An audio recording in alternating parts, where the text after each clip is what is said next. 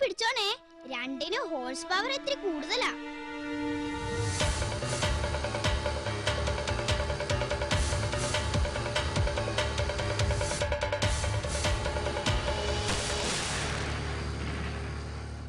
മുള പോരാ, ഒലക്ക തന്നെ ഇട്ട് പിടിക്കണം.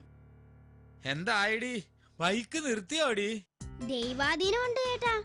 വണ്ടി ഒരു മരത്തിലിടിച്ച് നിർത്തി. ഭാഗ്യത്തിന് ചേട്ടത്തിക്കൊന്നും പറ്റിയില്ല. ദൈവത്തിന് നന്ദി. റോഡിന്റെ ഇരുവശങ്ങളിലും ചോലവൃക്ഷങ്ങൾ വയ്ക്കണമെന്ന് പറയുന്നതിന്റെ കാരണം മനസ്സിലായോ? അത് ശരിയാ.